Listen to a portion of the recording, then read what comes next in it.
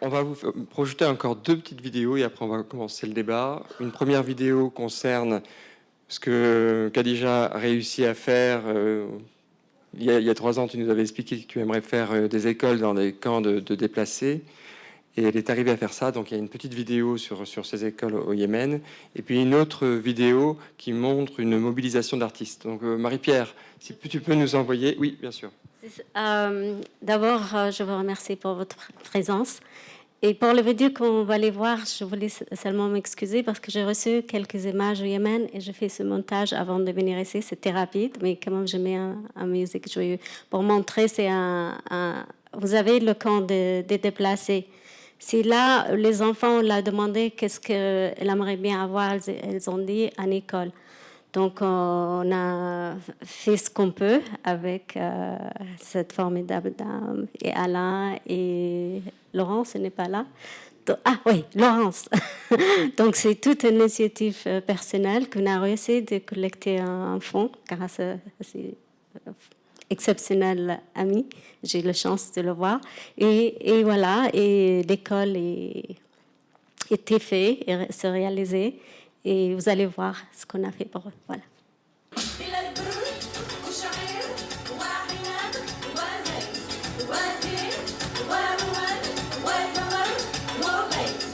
Mes collaborateurs, ils connaissent l'histoire depuis 3-4 ans. On essaye d'aider parce qu'elle nous a touché au cœur, Khadija, depuis pas mal d'années. Et puis, j'ai l'impression que chaque année, on revient sur la même chose. En fait, on voit que ça n'avance pas. On voit qu'il y a quelques médiations dans l'actualité, mais on a l'impression que, in fine, c'est un conflit sans fin. Et surtout, ça touche la population et ça touche les enfants. Il faut savoir qu'il y a eu même un embargo dans les ports, donc même les ONG n'arrivaient pas à apporter les aides. Et Khadija, parce qu'elle a ses ressources, elle a ses connexions, elle arrive, elle, à faire ce projet d'école. Et on y est arrivé. Alors, il faut dire qu'il y a eu une aide fantastique. Elle va vous en parler, Laurence, hein, pour le projet d'école, parce que ça fait plusieurs années qu'il y a des projets d'école au Yémen, avant même la guerre. Hein, il y avait Khadija, comme elle a eu ces problématiques avec jeunes, et qu'elle sait la problématique de l'éducation des filles au Yémen. Elle avait ce projet d'école. Donc, il y a plus de 500 jeunes filles, si je ne me trompe pas, qui sont scolarisées au Yémen grâce 550, voilà, qui sont scolarisés grâce à ce projet humanitaire. Et puis, face à la guerre, elle m'a dit il y a 2 ans qu'elle voulait faire ce projet d'école déplacée. Alors, moi, j'ai jamais fait d'humanitaire. On est des avocats, on défend des causes, on peut les mettre en lumière. Et on s'est dit comment faire. On a essayé avec Laurence et avec François, et on a essayé de trouver toutes les solutions qui pouvaient s'arriver. On a fait une cagnotte, on a ramené 4 000 euros. Évidemment, Ségolène Royal à Paris avec son association fait un travail extraordinaire. Elle vend des foulards. Enfin, elle fait vraiment, elle fait un travail extraordinaire pour récolter des fonds. Et on a ouvert cette école. Donc je me suis dit, tiens, franchement, avec nous, finalement, assez peu enfin, c'était pas si compliqué pour nous, mais ça apporte beaucoup de choses. Il faut savoir qu'avec 50 euros au Yémen, évidemment, on scolarise un enfant pendant 1 an. Donc évidemment, les moyens qu'on a, même si c'est pas grand-chose, là-bas, ça a beaucoup d'importance. Donc on a vraiment essayer d'accumuler le maximum de choses, mais il faut savoir que notre projet initial, c'était de donner à manger aux enfants.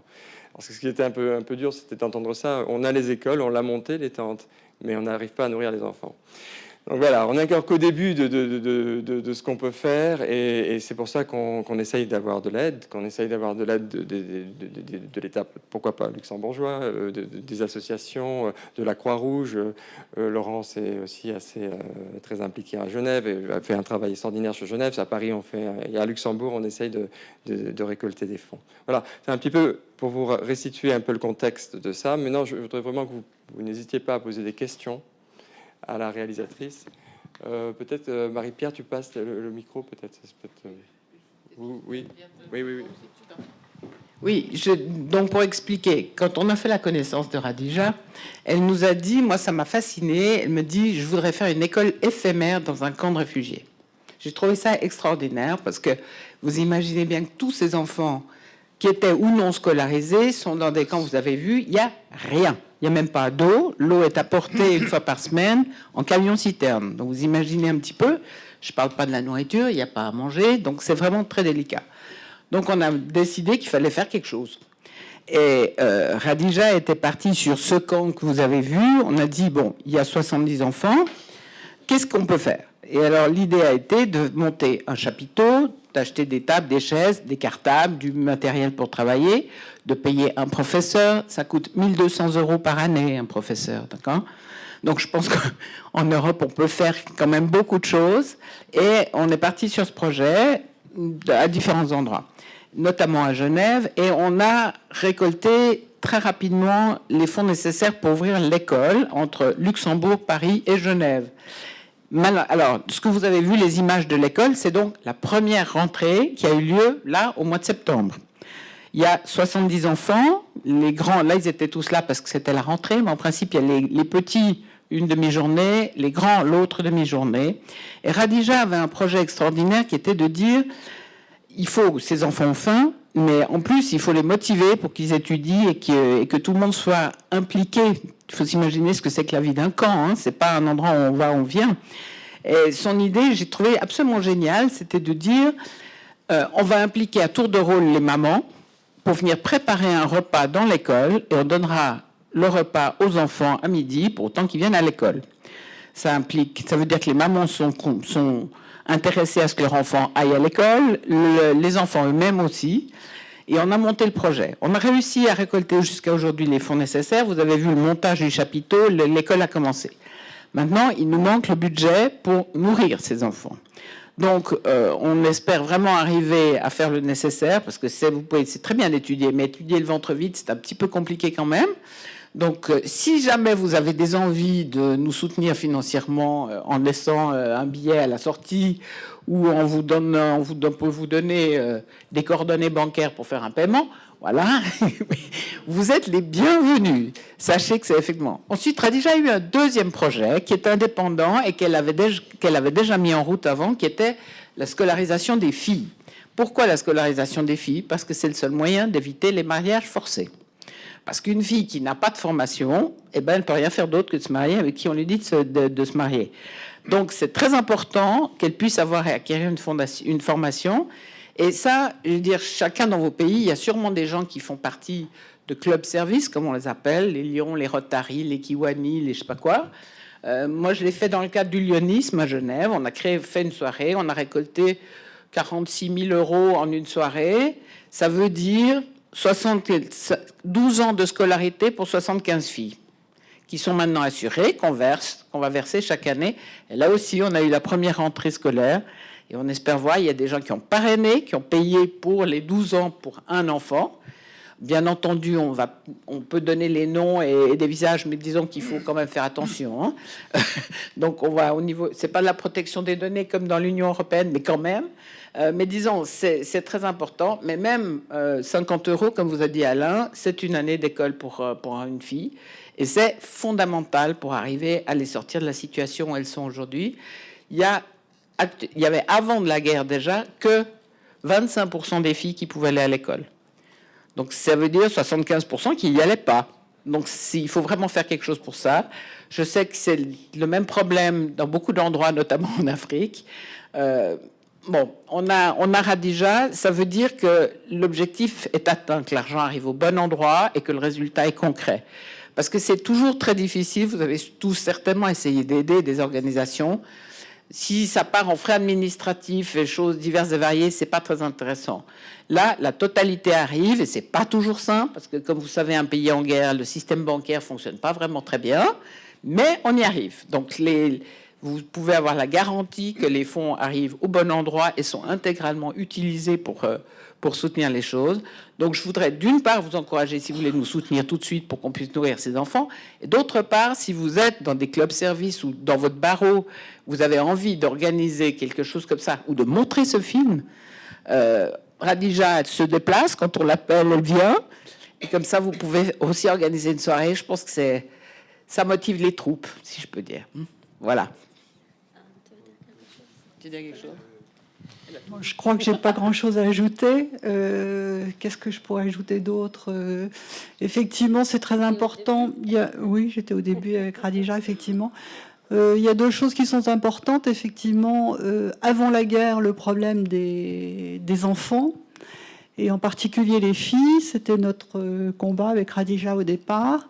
Il y en a un peu plus de scolarisés, si je peux me permettre de te contredire, que tu ne l'as annoncé, mais c'est compliqué et c'est très important de former les filles, comme tu l'as dit, pour éviter les mariages forcés et autres. Et c'est très important de former des filles pour qu'elles puissent par la suite devenir enseignantes et former à leur tour les enfants.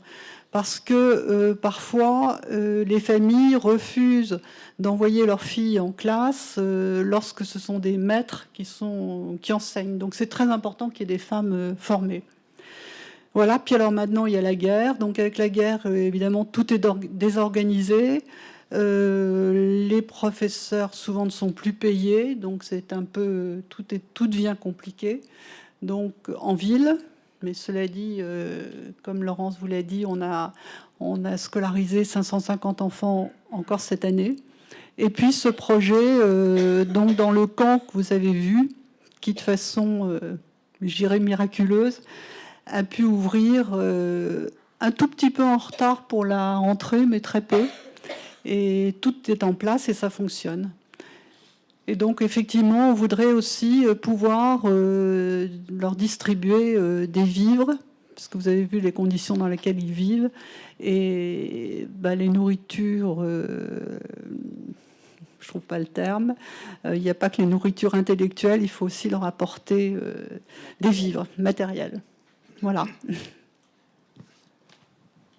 On va laisser la parole donc à notre bâtonnier François Prume, et qui est très investi dans les actions humanitaires. Merci Alain, surtout merci Kajida de revenir encore une fois, d'être revenu encore une fois à Luxembourg pour nous montrer, si j'ose dire, ce beau film, ce film qui parle vraiment de lui-même. Ce que je peux vous dire en tant que témoin finalement de ces actions que je suis quand même depuis un petit moment, tout d'abord, c'est que je regrette ne pas être suffisamment investi encore, mais que ça va changer. Donc ça, c'est très clair. Ce que je peux vous dire aussi, c'est que ce projet est effectivement suivi avec rigueur. Donc il y a une idée sérieuse derrière, même si les écoles sont pour l'instant éphémères, le programme, le projet ne l'est certainement pas. Je vois qu'avec les peu de moyens que les associations, respectivement les femmes ici actives autour, gèrent ce projet, je peux vous dire que c'est déjà une réussite par rapport à ces moyens qui sont aujourd'hui employés. En tout cas, ce que je peux attester aujourd'hui, donc c'est d'abord le sérieux de ce programme, sérieux de ce projet qui va au-devant. Et je peux vous dire aussi qu'avec quelques fonds de plus, effectivement, on pourrait en faire quelque chose d'extrêmement exceptionnel. Donc le Yémen, je pense que c'est connu de tout le monde. Le Yémen, effectivement, malheureusement, est toujours en guerre.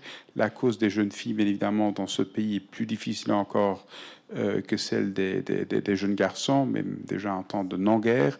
Aujourd'hui, ça devient tout simplement impossible. Et nous considérons certainement à Luxembourg aussi, je ne dirais pas dans le détail aujourd'hui, de monter un projet peut-être et de chercher le soutien de notre gouvernement, du ministère de la Coopération, pour en faire un projet cofinancé à travers une ONG à Luxembourg. Mais en tout cas, c'est notre volonté. Et encore une fois, c'est pas un projet qui a besoin de millions pour fonctionner. Avec des sommes plus que raisonnables, on peut changer franchement la vie, je veux dire, d'un grand nombre d'enfants qui vivent dans des conditions extraordinairement défavorables et sans éducation aucune, bien évidemment, le Yémen n'arrive tout simplement pas à se relever.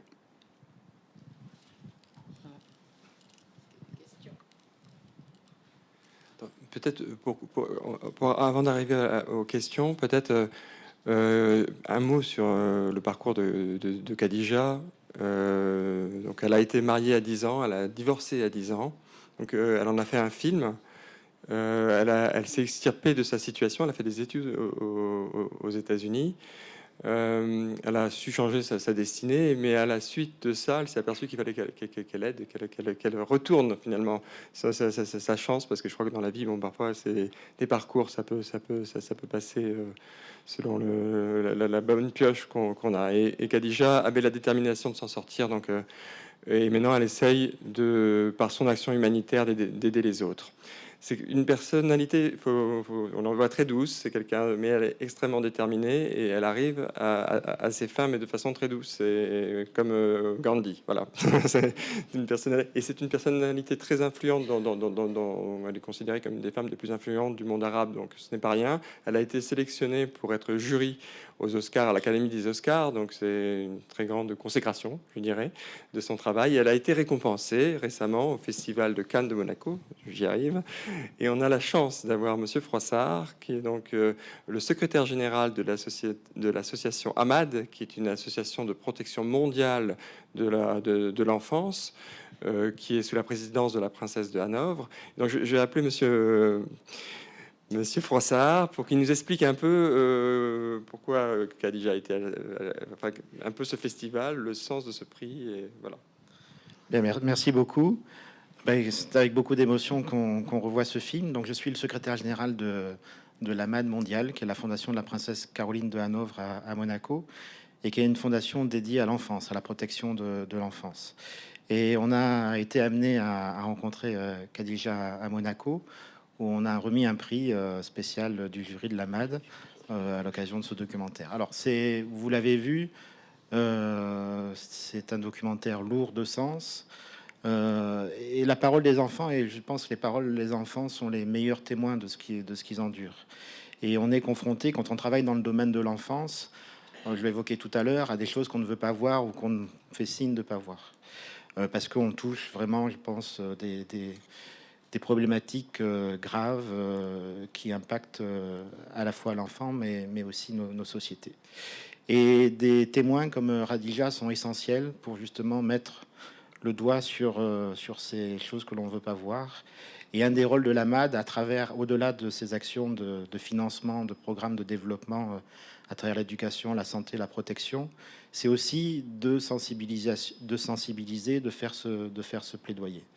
Et je remercie l'Union internationale des avocats de vous emparer de ce documentaire, de cette problématique, parce que nous avons besoin d'acteurs comme vous, de relais comme vous, pour porter ce message au niveau des politiques, au niveau des institutionnels, au niveau du grand public.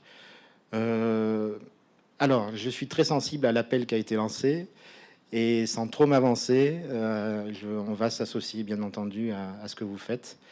On a un programme qui s'appelle Dignité pour les femmes, qui axe justement sur l'accès à l'éducation secondaire des jeunes filles. On travaille sur les populations en situation de guerre, en situation de conflit.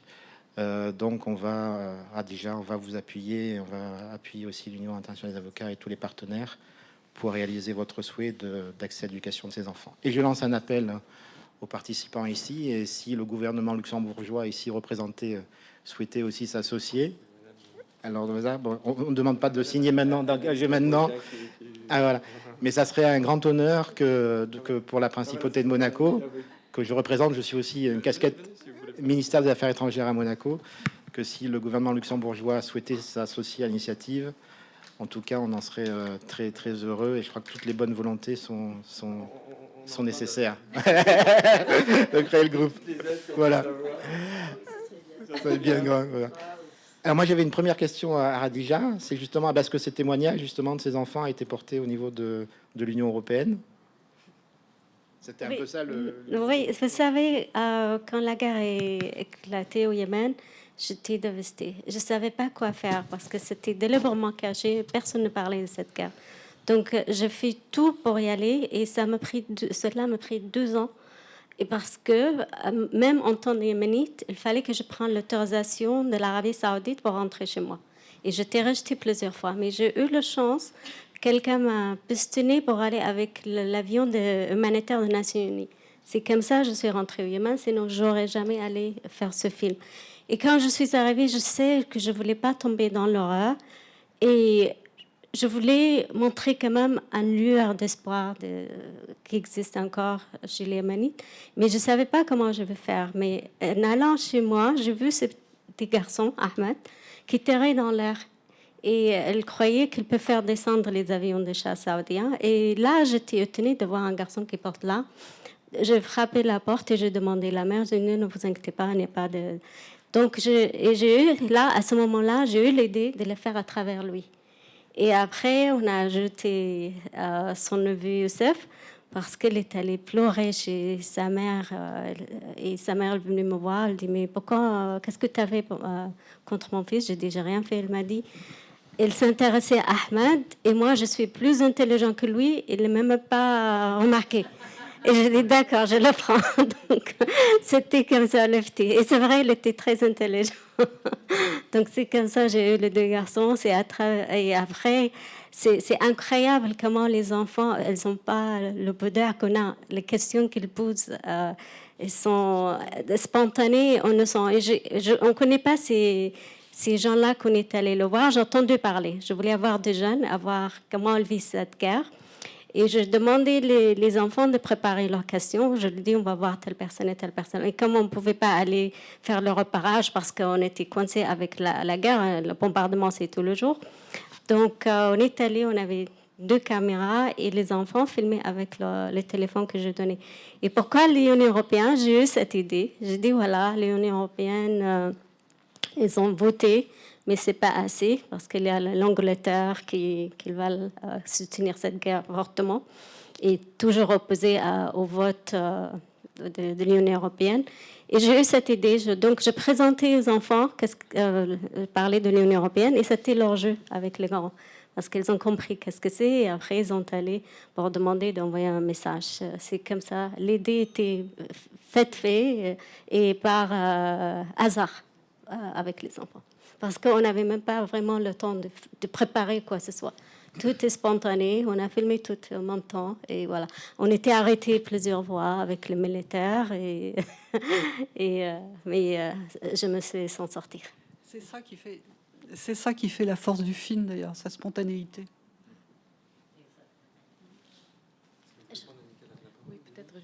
Oui, merci tout d'abord. Et je trouve que le film montre très bien aussi les défis qu'on a encore, que vraiment le trauma qu'on voit, la santé mentale qui est aussi vraiment très important à adresser dans des crises et des zones de conflit. Et oui, en représentant le ministère des Affaires étrangères ici, mais plutôt la coopération et action humanitaire, pour nous, vraiment, la manière qu'on choisit les projets qui font la prévention des conflits, aussi de ces sortes de conflits, c'est vraiment basé sur les besoins.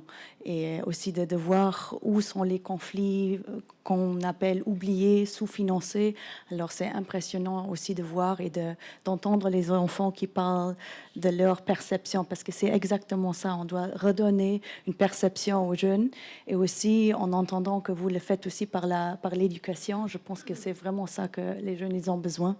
Et pour nous aussi, c'est important comme coopération de voir comment on peut faire des projets qui s'occupent en fait des jeunes, et de leur rendre en fait aussi ces possibilités de nouveau. Alors oui, je pense que c'était très bien comme idée. Et en général, nous, comme coopération, bien sûr, on a aussi au niveau national, on a notre premier plan national qu'on suit, qui est sur femmes, paix et sécurité. Et c'est vraiment la prévention de la violence en fait qui est faite aux femmes et aussi aux jeunes, aux plus vulnérables, qui nous est important, mais aussi de donner justice aux victimes, et aussi de les protéger et de leur donner les informations qu'ils ont besoin, et les supporter d'une même manière. Alors, on est très intéressés de voir vos idées d'un futur projet cofinancé, et oui, on vous gardera au courant. Merci. Oui, bonsoir. Je me présente Mostafa Sabir, je suis président du Comité national marocain. Et donc je vous remercie pour ce moment dur mais intéressant, parce que c'est un sujet malheureusement qui nous interpelle, mais qui passe sous silence, cette guerre du Yémen. C'est pas une guerre, c'est un génocide qui se passe là-bas sous silence. Donc je vous remercie, bravo pour le film, bravo Khadija, bravo à toute l'équipe. Je suis personnellement touché par cette histoire doublement, parce que la personne qui vit à mes côtés, la personne la plus proche, son père était diplomate dans les années 70 au Yémen. Et donc, c'est une histoire avec laquelle je vis pratiquement au quotidien, parce qu'elle est très touchée. Elle a vécu au Yémen. Il me parle souvent de ce beau pays magnifique cette histoire, ce patrimoine, donc c'est quelque chose d'exceptionnel. Et malheureusement, ce pays qui est en train d'être détruit à tout niveau. Et donc, c'est le premier volet. Donc, et souvent, il me fait sortir, parce que son père était diplomate là-bas, un moment important aussi de l'histoire du Yémen. Il a participé à régler pas mal de problèmes qui étaient posés à l'époque. Il a un album de 30 000 photos du Yémen. Donc, c'est quelque chose que je peux aussi mettre à votre disposition d'une façon ou d'une autre pour que ça soit aussi exploité, parce que c'est des photos qui ont été prises pendant des décennies du Yémen. Secondo, ça me touche aussi parce que j'en avais parlé à une amie à moi qui est Najat Mjid. C'est une Marocaine qui a été nommée dernièrement secrétaire général adjoint de l'ONU chargée de la protection des enfants. Et donc aussi que je peux mettre à votre disposition directement pour voir aussi dans quelle mesure aussi il peut intervenir à plusieurs niveaux, peut-être au niveau que vous faites, qui est appréciable, mais malheureusement n'est pas suffisant par rapport à ce qui se passe au Yémen, parce que c'est lourd, c'est très grave ce qui se passe. Votre film est violent, mais il est subtil, élégant, mais la vérité, elle est malheureuse. Et malheureuse, d'autant plus que les politiques, non seulement à l'Union européenne, mais partout, ils passent sous silence cette guerre qui nous interpelle tous. On ne peut pas concevoir que le Congrès américain a voté contre la vente, l'utilisation des armes dans cette guerre, et jusqu'à maintenant, on ne fait rien. Donc, c'est malheureux. Donc, ces deux initiatives, si je peux vous contribuer donc à ce niveau, je le ferai avec plaisir.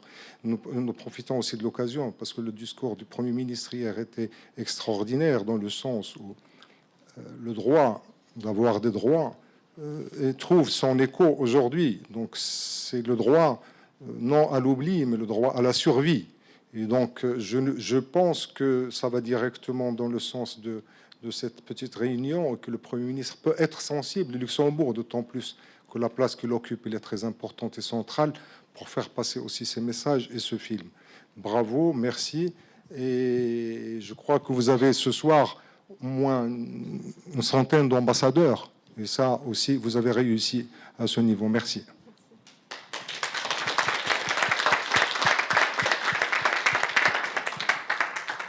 Moi, je vais revenir à la question que vous avez posée, mais dont je n'ai pas entendu la réponse. Quelles sont les démarches qui ont été faites par rapport, à part le film, à l'Union européenne? Quand est-ce que vous présentez? Et puis, peut-être partager avec nous les échanges ou enfin les démarches de nature politique qui ont été faites, non seulement par rapport à l'Union européenne, mais est-ce que l'Amérique, le Canada, les États-Unis sont aussi approchés à part le film?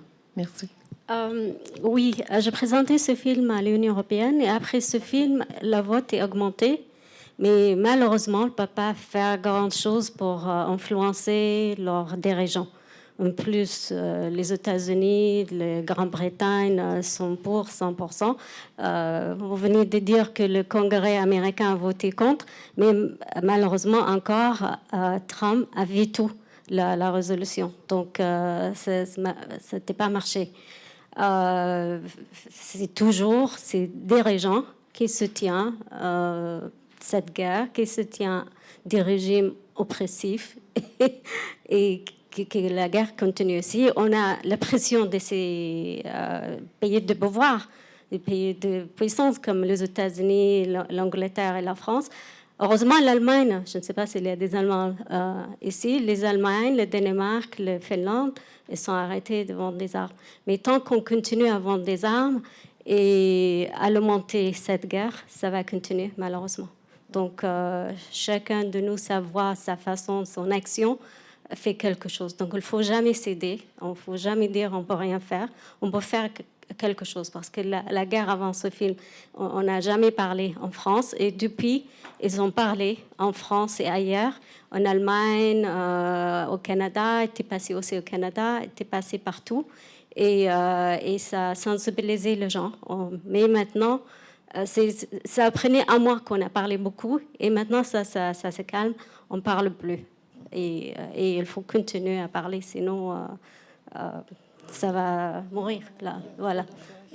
Malheureusement, il y a les intérêts financiers, mais on peut être plus fort que ces intérêts financiers si on est tous en action. Et j'étais là au printemps présenter les films au lycée. C'est ça, le lycée technique. Et j'étais vraiment très touchée par les réactions extrêmement vives des élèves qui étaient là à manifester leur colère. Ils étaient désaccord avec cette guerre. Mais personnellement, ils ont quand même amené une action concrète. Ils ont collecté un fonds, je crois, ce que vous m'avez dit, pour montrer qu'on est tous, on peut faire quelque chose. C'est à chacun à son niveau. À son niveau. Voilà. Merci. Je ne peux que vous féliciter, évidemment, parce que cette force alliée à tant de pudeur fait de ce film un petit chef-d'œuvre qui nous a tous impressionnés. La question que je me posais était de savoir comment nous pouvions maintenant, nous, avocats, poursuivre votre remarquable action. Nous y pensons souvent parce que nous sommes alertés, évidemment, notamment en matière de droit international, par des situations que les artistes dénoncent, parfois avant nous d'ailleurs. Et la question se pose alors de savoir ce que nous pouvons faire avec nos armes, qui ne sont pas les vôtres, qui ne sont pas les armes artistiques, mais les armes juridiques. Alors, j'y ai déjà un peu pensé à propos du Yémen, et je ne prétends surtout pas avoir les solutions, mais je crois que votre film doit encore plus nous inciter à réfléchir. Quelles sont les procédures que nous pouvons commencer? Quelles sont les plaintes que nous pouvons déposer? Quelles sont les juridictions que nous pouvons saisir? Et même si certaines de ces procédures n'aboutiront pas, parce que parfois elles n'aboutissent pas, elles auront aussi encore le mérite de faire parler toujours et plus d'une situation absolument inadmissible. Alors, je ne sais pas si vous avez une idée sur la question, mais je crois qu'il est temps qu'on travaille main dans la main. J'ai fait venir de Bordeaux et vous me faites une excellente transition, Madame Maz. Mais elle répondra, mais je voudrais quand même, parce qu'on l'a fait déplacer jusqu'à Bordeaux, et donc je suis quand même... Alors, Madame Maz, quand je suis allé à Bordeaux, elle m'a parlé de ces enfants qui viennent de ces zones de conflit et qui sont envoyés en Europe. Et ce qui s'est passé, c'est qu'ils ont créé à Bordeaux, et ça vient... ce sont les avocats qui ont créé ça, un pôle NMA en lien donc avec le barreau de Paris pour ces enfants étrangers isolés. Alors je voudrais que, après Khadija, tu répondras aussi à la question, mais j'aimerais que Madame Maz nous parle un peu de ce pôle parce que c'est un peu la transition. Vous m'avez apporté une très bonne transition à la question. Oui, monsieur Grosjean, merci. Monsieur le bâtonnier, merci de nous avoir conviés à ce magnifique réunion qui allie tous les avocats du monde. Juste pour vous indiquer que le barreau de Bordeaux, auquel j'appartiens, a organisé la prise en charge de ces enfants qui fuient la guerre, qui fuient la famine, qui fuient l'esclavage, qui fuient les problèmes climatiques, les problèmes liés aussi à l'économie et à la misère. Et nous avons eu à Bordeaux, depuis 2017-2018, plus de 1000 mineurs, qu'on appelle les mineurs non accompagnés, ceux qui sont seuls, sans autorité parentale, ceux qui sont totalement démunis et qui arrivent de différents pays, que ce soit l'Afrique subsaharienne, le Maroc, évidemment, la Libye. Nous avons beaucoup de ces jeunes qui arrivent et qui fuient ces zones aussi de combat et qui se retrouvent chez nous. Le barreau de Bordeaux n'a pas souhaité que cette question ne fasse pas l'objet de mesures concrètes pour évidemment les aider, mais plus que ça aussi dénoncer les situations et aller de plus en plus loin dans le travail que nous organisons. Le barreau de Bordeaux est aujourd'hui, nous avons à peu près 1800 confrères et nous avons organisé un pôle de soutien pour ces mineurs non accompagnés pour les aider dans l'insertion, pour mettre en place des partenariats avec les chambres de métiers, les chambres de commerce, leur trouver des remises à niveau dans le cadre de l'enseignement, les soigner aussi parce que votre film est très éloquent aussi sur tous les troubles psychologiques, les traumatismes qui sont évidents et qui vont faire que ces enfants ne seront plus jamais les mêmes. Et nous avons, avec tous les partenaires, que ce soit l'ordre des médecins, je dirais les services qui sont adaptés à recueillir ces jeunes, nous avons mis en place vraiment une structure qui est très opérationnelle. Alors, petite réponse, en effet, à vous, confrères, pour vous indiquer que je pense qu'il y a la place pour les barreaux, pour les avocats que nous sommes, d'intervenir concrètement pour ces enfants qui fuient la guerre, lorsqu'ils peuvent arriver jusqu'à nous, et lorsqu'ils sont dans des pays où nous avons quand même la chance de pouvoir être, et de pouvoir évidemment les soigner, les aider, et pouvoir les refaire repartir. Donc ça, c'est évidemment une intervention, et puis qui va au-delà, puisqu'il y a aussi au niveau des partenaires, le conseil départemental qui vient avec nous gérer justement cet accueil, ce droit à l'abri qui est mis en place dans le cadre de la loi de 2016, avec un devoir véritablement de dénoncer dans le cadre de procédures que nous faisons des situations qui sont particulièrement intolérables. Donc voilà un petit peu brossé rapidement le travail du barreau de Bordeaux, et c'est le premier pôle qui a été mis en place en France, que nous allons dupliquer dans tous les pays, dans tous les barreaux de France. Et je voudrais aussi vous dire que le barreau de Bordeaux, nous avons mis en place un partenariat avec le barreau du Bénin, justement pour travailler sur le retour au pays, parce que nous sommes convaincus que ces enfants qui fuient leur pays ont envie à un moment donné de revenir dans leur pays. Et nous sommes en train de sensibiliser tous les barreaux d'Afrique dans le cadre des partenariats que nous avons mis en place pour leur indiquer que lorsque nous leur rendront ou que leur ramèneront leurs enfants une fois régularisés, parce que évidemment il y a toutes ces questions liées à la régularisation de ces jeunes sur le territoire sur lequel ils seront. Nous souhaitons évidemment que les autres barreaux puissent agir en partenariat pour trouver les solutions les meilleures.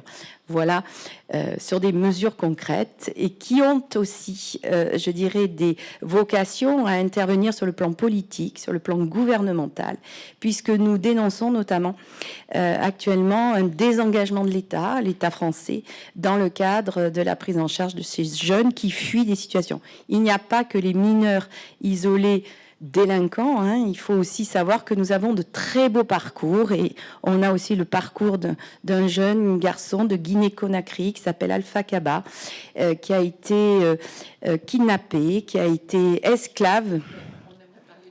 Pardon. Et je vais vous dire que ces parcours-là sont quand même assez étonnants et montrent aussi la détermination de ces jeunes.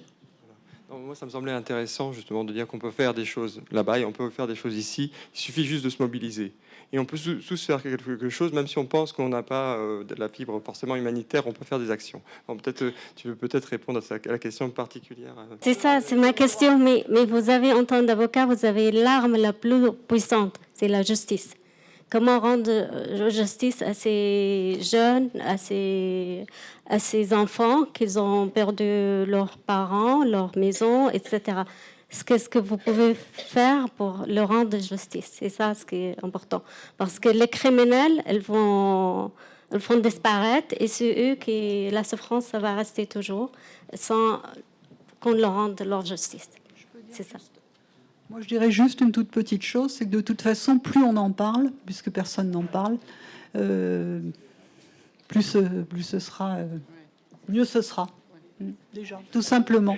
Vous êtes peut-être au courant de procédures qui auraient déjà été initiées, non. Soit devant les juridictions internationales, ça Radija peut-être. Comité, soit tout ça, c'est important. Tout ce que les poursuit, c'est important parce que ça fait peur aux pays qui sont impliqués.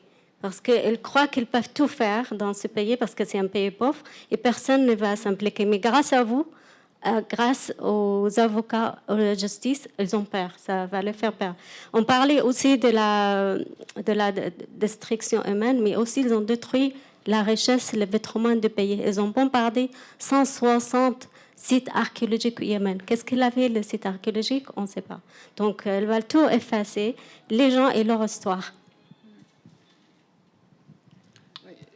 Je dirais, la réponse que les avocats peuvent apporter, c'est d'abord de parler, parce que je crois que c'est la première chose qu'il faut faire, c'est d'essayer de motiver nos barreaux à intervenir et à faire des actions concrètes, notamment parce qu'on parle, là on a parlé de ce que fait le barreau de Bordeaux, qui est très bien, mais nous on parle des enfants qui restent dans le pays et qu'il faut aider là-bas, pas des enfants qui arrivent en France, qui sont pris parce qu'on a des systèmes sociaux, tout ça marche très bien. Mais quand ils sont dans le pays, ils sont dans un pays en guerre, ils sont orphelins, il n'y a rien, il n'y a même pas à manger. Donc c'est vraiment de parler, de dénoncer, parce qu'il y a une espèce d'omerta sur cette guerre, c'est hallucinant. Personne n'en parle et c'est pas fait. Alors je pense que si certains, je sais pas, il y a souvent des avocats sont des députés, européens, pas européens et autres, tout ce qu'on peut faire pour parler, dénoncer, témoigner dans le public, il faut le faire. Ce film que vous avez vu la version courte d'un film qui a été fait pour Envoyé spécial et qui était passé à la télévision en janvier 2018, je crois, si je me souviens bien. Donc c'est typiquement quelque chose d'utile. Il y a Envoyé spécial, c'est très regardé. Ça fait beaucoup de gens qui sont au courant et qui peuvent réagir. Et je crois que c'est pour ça que je vous ai dit, si vous voulez organiser des actions et présenter le film, faites-le dans vos barreaux, etc. Parce que plus on en parle, plus on arrive à faire quelque chose de concret. On n'est pas des politiques et on peut pas intervenir directement, mais on peut essayer de faire pression. On peut écrire, les barreaux peuvent écrire pour dénoncer les choses aux politiques, pour essayer que ça bouge un tout petit peu. Et l'UIA aussi, bien sûr.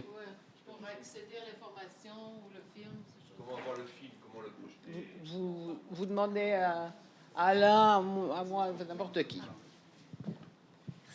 Et si je peux rajouter quelque chose, je suis pas avocat, alors je m'initie peut-être, mais bon, j'ai l'expérience de la coopération, du développement, et je pense que vous pouvez apporter un aide précieux pour les avocats yéménites. Je pense que le Yémen, vous avez des avocats, j'en suis persuadé, comme peut-être pas, et je pense que vous pouvez, par des réseaux à développer, mais en tout cas appuyer les avocats yéménites justement pour qu'ils puissent documenter ces cas justement de violation des droits de l'homme au Yémen.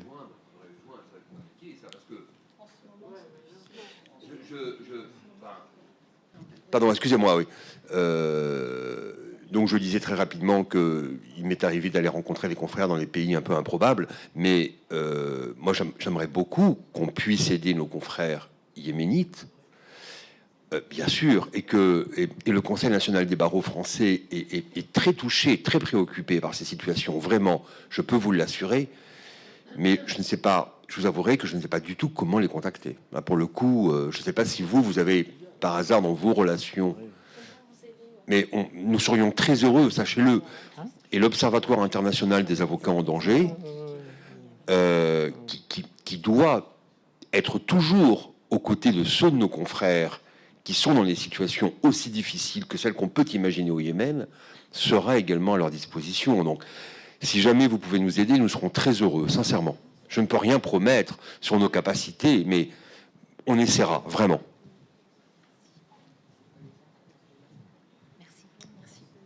Alors moi, je voudrais poser une question, parce qu'en fait, on demandait en tant qu'avocat, qu'est-ce qu'on peut faire? Alors, j'ai pensé à quand même des procédures internationales qui ont été lancées pour des crimes de guerre. Je pensais notamment au TPI. Et donc, parce que vous dites, en fait, il faut poursuivre les auteurs de toutes ces agressions. Alors, le problème, c'est déjà de les identifier. Et donc, comme pour dans les génocides, ce qu'on a vu au Rwanda et dans d'autres endroits, il y a des actions qui cherchent à identifier les auteurs, par-delà les auteurs matériels, qui sont finalement des soldats envoyés pour faire tous les dégâts qu'on sait, ceux qui les ont commandités, et puis ceux derrière qui les soutiennent, et puis ceux qui les financent, et ceux dans l'intérêt de qui ces guerres ont lieu. Comment est-ce qu'on peut remonter ce fil? Est-ce qu'il y a des gens qui, sur le terrain, sont prêts à témoigner et à rechercher? Et je pense que là, les avocats sont bien placés pour le faire. Ensuite, une procédure pour mettre les auteurs devant leurs crimes et leur faire rendre leur faire rendre gorge, si je puis dire, et les mettre devant des juges. Alors là, on a le TPI, et on sait que le TPI fait de très belles choses, mais encore beaucoup de faiblesses aussi. On en parlera d'ailleurs samedi prochain dans le cadre des crimes contre les femmes. Mais c'est la même chose, les crimes contre les enfants, et d'ailleurs contre les hommes aussi, finalement. Ce sont des crimes massifs, et je ne sais pas si le Yémen fait partie des traités sur la Cour la Cour pénale internationale, traité de Rome, mais je ne sais pas s'il est signataire. Mais pourquoi est-ce qu'il n'y a aucune procédure qui est lancée dans ce contexte-là? Parce qu'en fait, quand des gens sont mis sur les bancs du tribunal et doivent se justifier, ça les refroidit peut-être un petit peu. Il en faudrait beaucoup plus encore. Hein. Bien sûr, c'est après, mais c'est quand même un exemple. C'est quand même un début. Je ne dis pas qu'il y a moyen de prévenir, mais parce que là, personne ne peut prévenir une guerre. Mais... Alors, je ne veux pas monopoliser la parole, mais sur la CPI, on va vérifier, mais je doute fort que Yémen ait ratifié le traité de Rome. Hein. Bon, en tout cas, l'Arabie Saoudite, c'est sûr, non. Les États-Unis, qui ont une grande part de responsabilité, ne l'ont jamais fait. Ils n'ont même pas ratifié la Convention des droits de l'enfant, puisque longtemps, ils ont voulu pouvoir continuer, vous le savez, à condamner à mort des enfants, même si c'est fini aujourd'hui. Non, en revanche, peut-être qu'on pourrait tenter, il faut qu'on en parle. Je suis en train de penser à l'idée de la complicité et à l'encontre des sociétés vendresses. Et voilà, bon, s'il y a des confrères qui veulent qu'on en parle, venez vers moi, et il y a peut-être un truc à faire. Pardon, excuse-moi. Et alors, vous avez une soirée qui vous attend. Je sais que c'était pas forcément le sujet le plus facile pour commencer une soirée festive, mais ça va être une soirée très agréable. Alors bon, voilà, la transition est un peu difficile, mais on vous convie à retourner à vos hôtels, à prendre les bus et à passer une très bonne soirée. Nous avons fait une quête pendant le film. Il faut dire qu'après le film, il y a eu une séance questions-réponses avec Madame Al-Salami. On a eu des situations très émotionnelles. Nous avons eu des larmes chez nos jeunes. Nous avons eu des jeunes qui étaient vraiment bouche bée. On aurait pu même entendre une aiguille tomber par terre tellement ils étaient pris par le film. Il faut savoir que les jeunes que nous on a chez nous au lycée, c'est pas je peux dire la meilleure clientèle, c'est un peu négatif, mais c'est les jeunes qui ont beaucoup de soucis aussi chez eux, qui sortent d'un milieu familial assez dur. Donc pour eux, encore voir qu'il y a des jeunes, des enfants qui ont une situation encore plus désastreuse que eux, c'était vraiment, pour eux, c'était, je veux dire, ouais, c'était parlant, quoi. Après cela, nous avons... ils ont effectivement fait des gâteaux, ils ont fait des produits qu'on a vendus lors de notre porte ouverte. Et donc, nous avons récolté une certaine somme qu'on veut vous donner ce soir pour soutenir cette école éphémère au Yémen. Je voulais quand même déjà remercier aussi bien Maître Grandjean que Maître Holtz de nous avoir donné la possibilité de montrer ce film.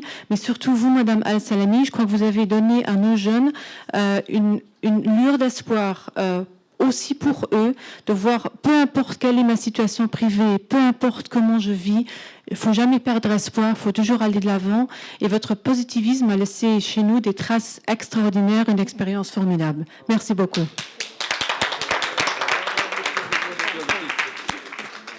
Alors, nous avons récolté ensemble 1124,85 €. Une petite pierre dans toute votre mur, toute votre école. Merci beaucoup. Merci. Un grand merci pour les élèves. Vraiment, ça m'a très, très, très touchée. Et ça montre leur volonté d'aider en action concrète. Oui, voilà. Oui. Et ça, c'est ce qui compte. Ce n'est pas le somme, mais c'est l'action. Et c'est leur volonté de manifester personnellement et investir pour la cause. Et vous le remerciez de ma part. Un grand merci. Merci. Merci beaucoup. Merci.